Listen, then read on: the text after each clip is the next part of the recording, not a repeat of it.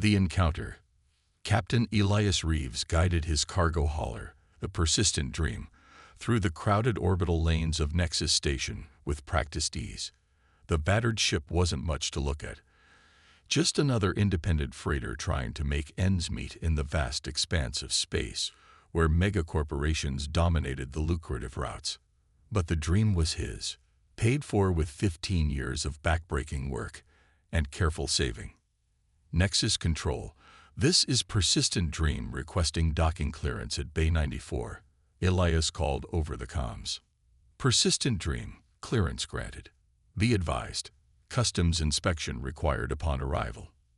Elias sighed. Customs inspections meant delays, and delays meant credits lost. He wasn't smuggling anything. Not this run, anyway. But bureaucracy had a way of eating into his already thin profit margins. 3 hours later, his cargo offloaded and inspections complete. Elias found himself at the Quantum Drift, a bar frequented by freighter captains and spacers looking for contracts or companionship. The place hummed with dozens of languages and species, united by the universal language of commerce. Whiskey. The real stuff, he told the bartender. A burly Terran expatriate with forearms like small moons. Credit's good. The man grunted. Elias transferred the amount, wincing slightly at the cost. Real Earth whiskey was a luxury, but after the week he'd had, he needed something authentic. The amber liquid arrived, and Elias savored the first sip when he noticed her. She stood out immediately, not because she was trying to, but because she wasn't. In a bar full of people working to be noticed, her quiet observation was conspicuous. Her skin had a faint lavender tint that seemed to shift subtly under the bar's dim lighting. Elongated eyes, iridescent, and multifaceted like polished opals, tracked movement around the room with analytical precision. Her species wasn't immediately recognizable to Elias, which was unusual. After a decade and a half traversing the known systems, he'd encountered most spacefaring races. Their eyes met across the room, and instead of looking away, she tilted her head slightly, considering him. Then, unexpectedly, she moved toward him, weaving through the crowd with a fluid grace that suggested lower gravity origins. "You've been to the outer colonies," she said without preamble, her voice carrying a melodic quality that hummed just beneath her perfect universal standard. It wasn't a question. Elias raised an eyebrow. "I've hauled cargo to most systems in the Alliance, plus a few beyond." "What of it?" "I need transport. Discreet transport." She slid onto the stool beside him. Up close, he could see fine scale-like structures along her temples that caught the light. "Your vessel is registered as a private carrier, not corporate. This is preferable." "Look, I don't know who sent you, but I'm not looking for passengers.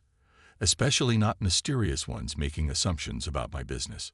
Elias took another sip of his whiskey. "My name is Naira. I am a researcher with the Consortium of Cynobiological Studies. My work is sensitive, but entirely legal." She placed a data chip on the bar between them. "My credentials. And my offer." Against his better judgment, Elias picked up the chip and slotted it into his comm unit. His eyes widened slightly at the credit amount displayed. "That's generous for simple passenger transport. I require specific detours. Samples must be collected from 3 systems on your way to Epsilon Station." Her opalescent eyes fixed on him.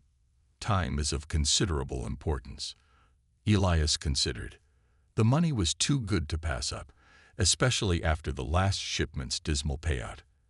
And while his instincts warned him that this wasn't as simple as she made it sound, the dream needed repairs he couldn't afford without taking a few risks. 3 days, he said finally. "I need 3 days to finish business here, then we can depart." Naira nodded once, decisively. "Acceptable. I will transfer in advance immediately." 2 days later, Elias was regretting his decision. The advance had cleared, yes, but discreet inquiries about the consortium yielded contradictory information. It existed, but details about its operations were sparse. His contact in station security couldn't find any red flags, but the lack of information was itself suspicious. Still, when Naira arrived at the appointed time with only a single case of equipment and samples, Elias found himself proceeding with their arrangement. The persistent dream lifted smoothly from Nexus Station, and they were underway. The first week passed uneventfully. Naira kept to herself, emerging from her cabin primarily to request course adjustments or to use the ship's laboratory facilities that Elias had cleared for her use. She was a model passenger, quiet, clean, and focused on her own work. Their first stop was an unremarkable moon orbiting a gas giant in a system barely charted by human standards. Naira spent 4 hours on the surface, returning with several sealed containers that she immediately took to the lab. It was after the second stop, a dense jungle planet with atmospheric composition that required Naira to wear specialized breathing equipment, that things changed.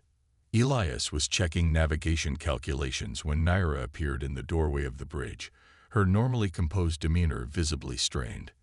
"Captain," she said, her voice tighter than usual, "I require your assistance."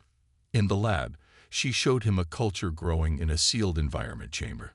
The substance pulsed with faint bioluminescence, shifting between deep purple and electric blue. "This organism exhibits unique psychoactive properties," Naira explained. "But I'm encountering difficulties stabilizing the neural binding proteins." She hesitated. "I need a mammalian comparison sample." "You want my blood?" Elias stated flatly. "A small sample." "Yes."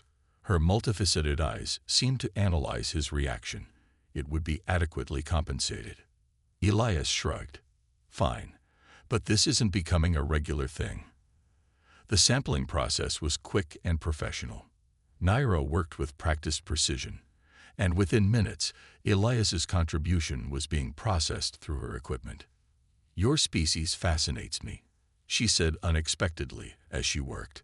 "Humans adapt remarkably quickly to new environments, both physically and culturally. It's not common among spacefaring races." "We've had practice," Elias replied. "Earth wasn't exactly gentle with us." Naira nodded. "Evolution through adversity. Efficient." She paused her work, studying a readout. "Would you be willing to participate in one final test? The neural binding process requires observation in a living subject." Warning bells rang in Elias's mind. What kind of test? A simple interaction with a dilute form of the compound.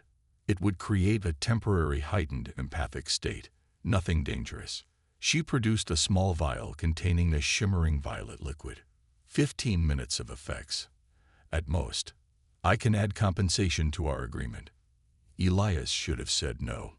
Later, he would replay this moment countless times, imagining the alternate reality where he walked away.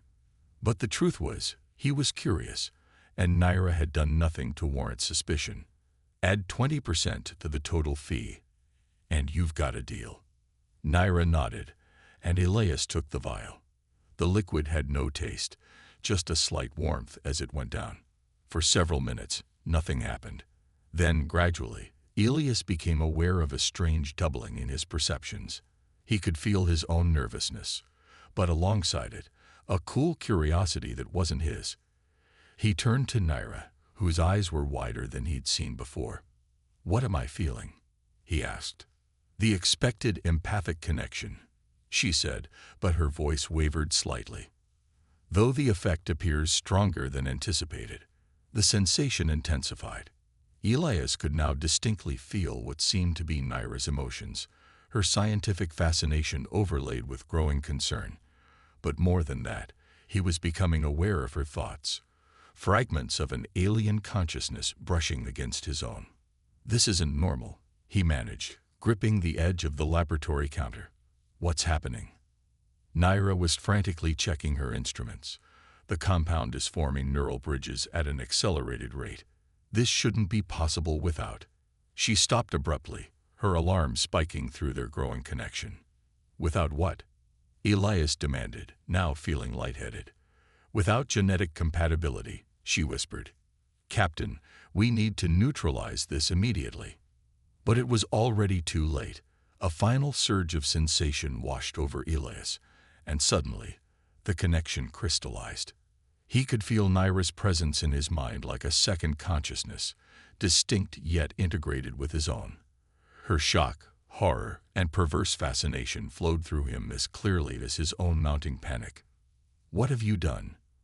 he gasped, the reality of the situation becoming clear. This wasn't temporary. The foreign presence in his mind had settled, taking root like it belonged there. "This was not intended," Naira said, her voice strained. "The compound was designed for temporary research effects, not permanent bonding." "Fix it," Elias demanded. Now, Naira's uncertainty flowed through their new connection. "I don't know if I can. This shouldn't have been possible between our species." Elias felt the room spin as the implications hit him. This wasn't just a medical mishap or a research accident. He was psychically linked to an alien researcher he barely knew, feeling her emotions, catching fragments of her thoughts. And she was terrified, not just of what had happened, but of what it meant. "Captain," she said quietly, "we have a significant problem. My people, they cannot know about this bond." "Why the hell not?" Elias snapped, struggling to separate his anger from her fear. "Because," Naira replied, her eyes now fixed on him with a new intensity, "a permanent neural bond with another species is forbidden. And those who attempt it are eliminated, along with their bonded partners." The silence that followed was heavy with shared dread. Through their newly formed connection, Elias understood with perfect clarity. This wasn't just a mistake. It was potentially a death sentence for them both. The pursuit. "Keep this ship moving," Elias ordered as he strapped himself into the pilot's seat. The persistent Dream's engines growled in protest as he pushed them beyond recommended output. "Whatever your people are, I'm not letting them catch us before we find a solution." 3 days had passed since the bonding incident, and the link between Elias and Naira had only strengthened. Distance within the ship did nothing to diminish it. He could feel her presence whether she was beside him on the bridge or in the laboratory searching for a way to break their connection. "My people are called the Vasheri," Naira said quietly from the co-pilot's seat. "We are not numerous, but our technological advancement exceeds most alliance species, particularly in biological sciences. And they're going to hunt us because of this bond." Elias glanced at the scanner display, half expecting to see pursuit vessels already. Through their link, he felt Naira's complex reaction. Truth mingled with omission. He was learning to read these nuances. "You're not telling me everything," he stated flatly. Naira's opalescent eyes met his. "Neural bonding is sacred to the Vasheri. It is how we choose lifelong mates. The biological adaptation required for cross-species bonding is theoretically impossible, or was thought to be. So your government will hunt us because we've committed some kind of cultural taboo." "Not precisely." Naira's discomfort rippled through their connection. "They will hunt us because the modification that allowed this to occur was illegal. I engineered the compound specifically to test cross-species compatibility." Elias froze, his hands hovering over the navigation controls. "You what?" "My research focuses on neural plasticity across species barriers. The consortium restricted such studies after previous incidents, but my findings suggested humans possessed unique adaptive capabilities." Her thoughts carried images of laboratory specimens, failed experiments, years of meticulous research. "I never intended permanent bonding, only temporary connections for data collection." Anger surged through Elias, and he felt Naira flinch at its intensity. "You experimented on me without consent. You created this invasion of my mind." Yes, she didn't attempt to justify herself, and through their link, Elias felt her genuine regret tangled with scientific fascination. It was unethical. "But now we must focus on survival." "No," Elias slammed his hand on the console. "We focus on fixing this. I want you out of my head." "Fixing it and survival are the same goal," Naira insisted. "The Vasheri High Council will have detected the bond formation. They monitor all Vasheri neural signatures, especially those of researchers like myself who work off-world. Elias ran a hand through his hair, trying to sort through the cascade of alien emotions mixing with his own. How long do we have? Days, perhaps. A specialized detention unit will already be dispatched. The ship's communication system chimed, indicating an incoming transmission. Both of them tensed. Persistent dream. This is Alliance Border Security. We're registering unusual energy signatures from your vessel. Please respond. Elias shot Naira a questioning look. She shook her head. Not Vashari. But they may have alerted the Alliance to watch for us. Elias opened the channel. Border Security, this is Captain Reeves. We're experiencing some minor fluctuations in our research equipment, all under control. There was a pause. Captain, we're showing your passenger manifest as empty. Our sensors indicate 2 life forms aboard. Elias swore under his breath. The hasty departure meant he hadn't filed updated passenger information. My science consultant came aboard at Nexus Station. Administrative oversight in the filing. Prepare for boarding and inspection, Captain. Maintain your current vector. Elias cut the communication and immediately began altering their course. We can't let them board. If they run your identity. The Vashari maintain official diplomatic ties with the Alliance, but operate mostly through proxies like the Consortium. Naira confirmed his fears. Border Security would detain us until Vashari representatives arrived. The persistent dream shuddered as Elias pushed it into an accelerating turn that would take them toward the system's asteroid belt. We can't outrun an Alliance cruiser, Naira pointed out. We can't, Elias agreed, but we can hide. He gestured toward the dense field of asteroids ahead. The Dream was originally a mining support vessel. It has specialized shielding and navigation systems for tight spaces. Through their bond, Naira caught glimpses of his plan, using the metallic content of the asteroids to mask their signature, finding a cavity large enough to power down and wait until the search moved on. That's extremely dangerous, she observed. So is whatever your people will do to us, Elias countered, feeling her reluctant agreement. The Alliance vessel fired warning shots across their bow, but Elias was already diving into the asteroid field, weaving the Dream through gaps that seemed impossibly narrow. The ship groaned under the strain of rapid directional changes. Their scan resolution will degrade at least 60% once we're 2 kilometers into the field, Elias explained, his focus absolute.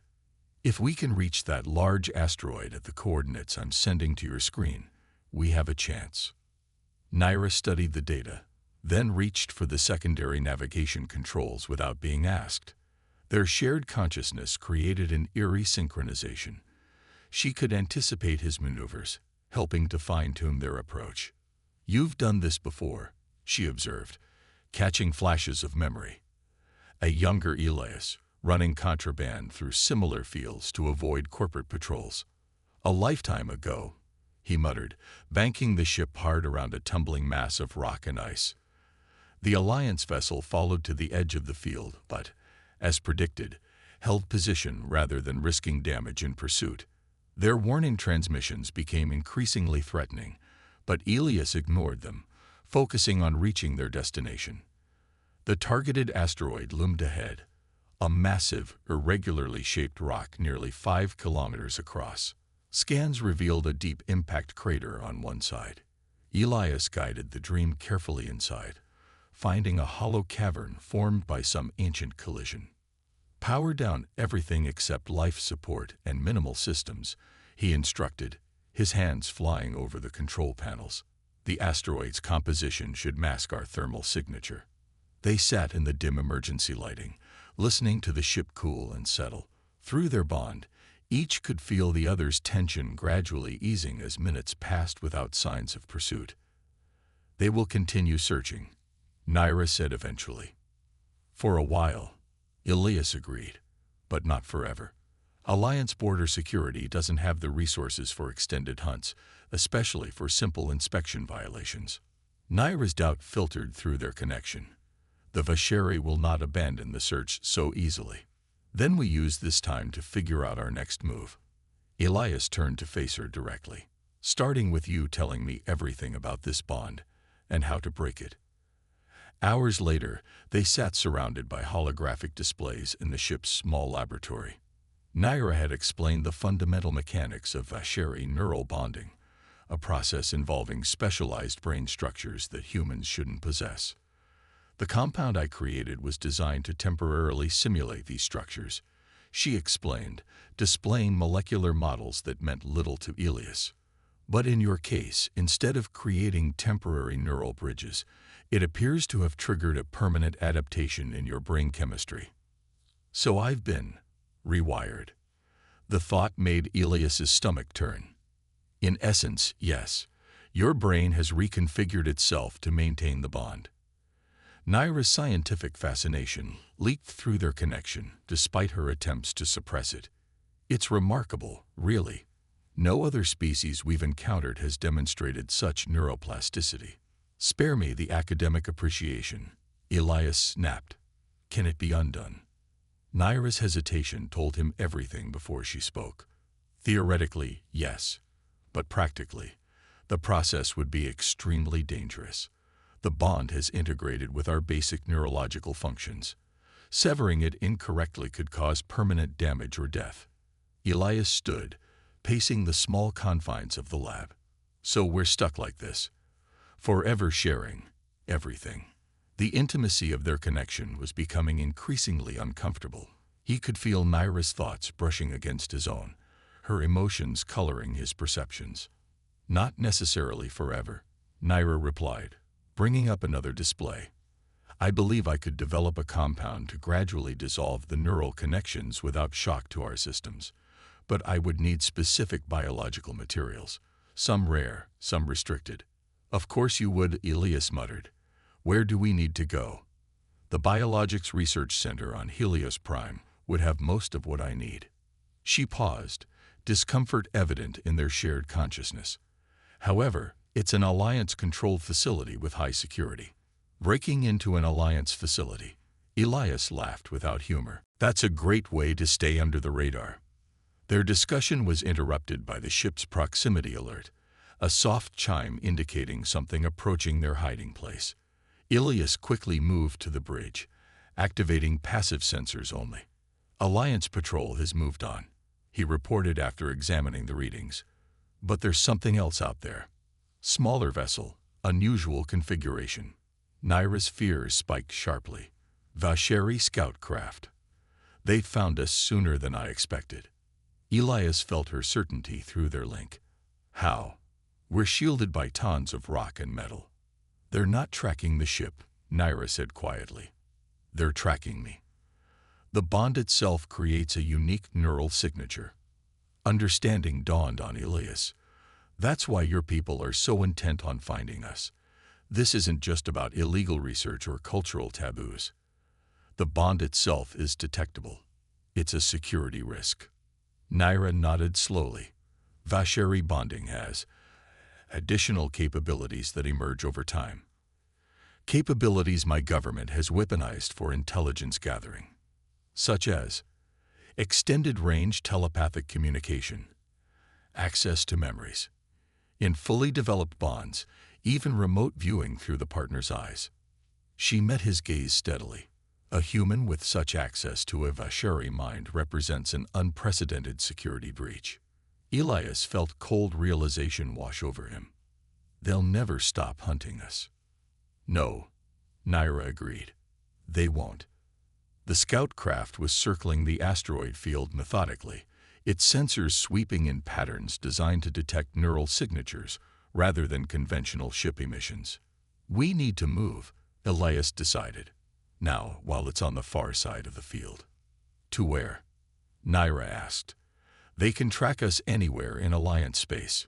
Elias brought up the star charts, examining regions beyond the official boundaries. "Then we go where the Alliance doesn't. The fringe territories." Naira's alarm was evident. "Those regions are unstable, lawless." "Exactly." Elias plotted a course that would take them through a nearby wormhole junction toward the contested border systems. "Your people have treaties with the Alliance, but no jurisdiction in the fringe. We'll find a medical outpost there that can help us, away from official oversight. Naira's doubt flowed between them, but also her recognition that they had few options. As Elias prepared the ship for rapid departure, he caught fragments of her thoughts. Complicated calculations, molecular structures, potential solutions. "You still believe you can break this bond," he observed. "I created it. I should be able to undo it." Her determination was fierce, but we'll need time and resources. The Dream's engines hummed to life, and Elias guided them carefully out of their hiding place, using minimal power until they cleared the asteroid. Then, with a silent prayer to whatever forces might be listening, he engaged the main drive and accelerated hard toward the wormhole junction. The Vasheri scout detected them almost immediately, changing course to intercept. It was faster than the Dream, its sleek design built for pursuit rather than hauling. "They're charging weapons," Naira reported, monitoring the tactical display. "They won't risk killing you," Elias said, banking the ship into an evasive pattern. "They might risk killing you," she countered, and through their link, Elias felt her genuine concern for his safety, a surprising development from someone who had been willing to experiment on him days earlier. The first shot from the Vasheri vessel scored a glancing hit on their hull, causing the ship to shudder. Not designed to destroy, but to disable. "The wormhole is 2 minutes ahead," Elias announced, pushing the engines beyond safety parameters. Warning lights flashed across his control panel. The scout fired again, this time striking their port thruster. The Dream lurched violently, and damage alerts blared throughout the ship. "Engine efficiency down to 60%, Naira reported, her fingers dancing across the engineering controls as she attempted to compensate. "Reroute power from life support if you have to," Elias ordered. "We only needed to hold together until we reached the wormhole." Through their connection, Elias could feel Naira's racing thoughts, calculating probabilities, considering options. Then, unexpectedly, he felt her reach a decision. "There's another way," she said, moving to a different console. "But you will not like it." Before he could question her, Naira had accessed his weapons systems, knowledge she gleaned from their shared consciousness, and targeted a specific point in the asteroid field ahead of them. "What are you doing?" Elias demanded. "Creating a distraction," she fired, and the missile streaked toward a cluster of asteroids that Elias suddenly realized contained volatile compounds. The explosion was massive, sending a shockwave of debris in all directions. The Vasheri scout had to veer sharply to avoid destruction, giving them precious seconds. "Now," Naira urged. Elias didn't waste the opportunity. He pushed the Dream's damaged engines to their absolute limit, and the ship shot forward toward the swirling energy vortex of the wormhole. The transition was rougher than any jump Elias had experienced before. The Dream's systems flickered and groaned under the strain, but they emerged on the other side, in the dimly lit expanse of fringe space, with the Vasheri scout temporarily left behind. Both of them sat in silence for a moment, processing what had just happened. Through their bond, relief mingled with exhaustion and the dawning realization that they had just made themselves fugitives from both the Vasheri and potentially the Alliance. "We bought time," Elias said finally, "but they'll follow us through eventually." "Yes," Naira agreed. "But here, at least, we have options." She hesitated, then added, "And I believe I've identified a potential location for obtaining the materials I need." Elias felt her thoughts, a hidden research outpost on a remote fringe world, operated by scientists who had, like Naira, left official institutions to pursue work outside regulatory restrictions. "More scientists willing to break rules," Elias observed dryly. "That worked out so well for us the first time." Naira met his gaze steadily. "I created this problem, Captain. I will find a way to solve it." What unsettled Elias most wasn't her determination, but the fact that, through their connection, he could feel her absolute sincerity. Despite everything, he was beginning to trust her, and he wasn't sure if that was his own judgment or an effect of their unnatural bond. As the damaged ship limped toward their new destination, Elias wondered which possibility frightened him more. The resolution. The persistent dream drifted into orbit around Persephone, a moon so insignificant it barely warranted a name on most star charts. Its surface was a patchwork of rusty deserts and shallow acidic seas, inhospitable to most life, which made it perfect for those seeking to avoid attention. The outpost is located in the northern hemisphere, Naira directed, studying the scans, built into a network of lava tubes for natural radiation shielding. Elias guided the ship toward the coordinates, expertly compensating for the damaged port thruster. The past 2 weeks in fringe space had been a constant race, staying ahead of pursuing Vasheri scouts, avoiding Alliance patrols likely alerted to watch for them, and managing the increasingly complex nature of their bond. The connection between them had evolved, just as Naira had warned. What began as shared emotions and occasional thought fragments had deepened into something more intricate. They could communicate without speaking when in close proximity. Elias sometimes caught glimpses of Naira's memories, strange alien landscapes, years of scientific training, the pressure of expectations from her people. He suspected she saw similar fragments of his past. Most disturbing was their growing synchronization. In moments of stress or focused action, they functioned almost as a single entity, each instinctively complementing the other's moves. It made them formidable when working together, but left Elias increasingly worried about his own autonomy. "You're concerned about the integration," Naira observed, catching his thoughts. "Wouldn't you be?" Elias kept his eyes on the navigation controls. "I signed up to transport a passenger, not to have my mind gradually absorbed by an alien consciousness." Through their link, he felt her complex reaction, scientific interest tempered by genuine remorse, and something new, protective concern. "The integration isn't absorption," she clarified. "It's adaptation. Our minds remain distinct, but learn to function in harmony." Poetic, but that doesn't make it better. Elias began the landing sequence as they approached the hidden facility. "I want my thoughts to be my own again." The outpost came into view, a collection of domes and antennas half buried in the rust-colored landscape, barely distinguishable from the surrounding rock formations. No lights or obvious signs of habitation were visible, but Naira seemed confident. "They're here," she said. "They simply prefer discretion." As if in response to her words, a landing beacon activated, guiding them to a concealed pad near the largest dome. Elias brought the ship down carefully, the damaged engines protesting until they finally settled onto the surface with a heavy thud. "Should I be worried about who runs this place?" Elias asked as they prepared to disembark. Naira hesitated, and through their bond, Elias caught her uncertainty. "Dr. Kira Voss was once my mentor. She left the consortium under complicated circumstances." "Complicated how?" "She believed cross-species neural research should continue despite the risks." Naira's discomfort was palpable. Her methods became increasingly unethical. "Fantastic." Elias checked his sidearm before securing it at his hip.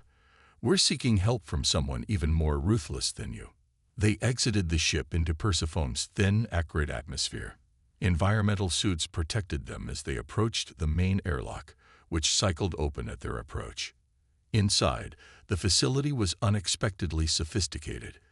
Clean white corridors, advanced laboratory equipment visible through transparent walls, and automated systems humming efficiently. Several researchers of various species moved about, barely glancing at the newcomers.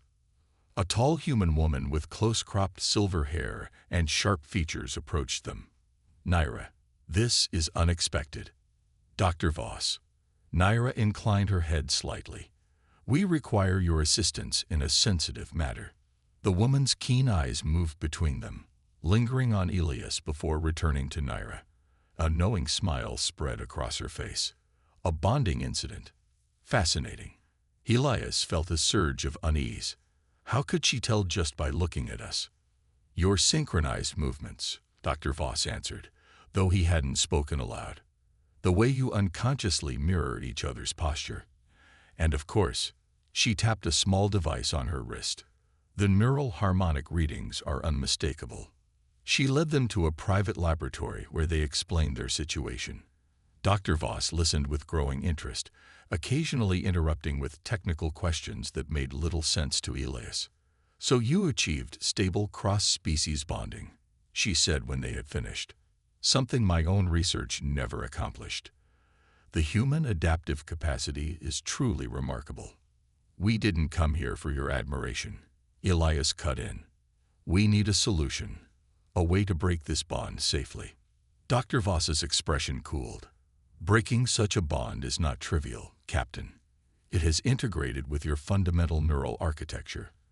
The process would be invasive. I've developed a theoretical approach," Naira interjected, transferring data from her portable device to the lab's system. "A compound that would gradually dissolve the artificial neural bridges without shock to either system." Dr. Voss examined the formula, her expression unreadable. "Elegant, but you're missing several key components." "Components we hope you might provide," Naira said. "I could." Dr. Voss leaned back, studying them. "But I require something in exchange. Data. Complete neural scans of your bonded state. The opportunity to observe before you separate." Elias felt Naira's immediate wariness. "Absolutely not," he said firmly. "Then I cannot help you." Dr. Voss shrugged. "What you've achieved, accidentally or not, represents a breakthrough. I would be remiss as a scientist to assist in its destruction without documentation." Before they could argue further, an alarm blared throughout the facility.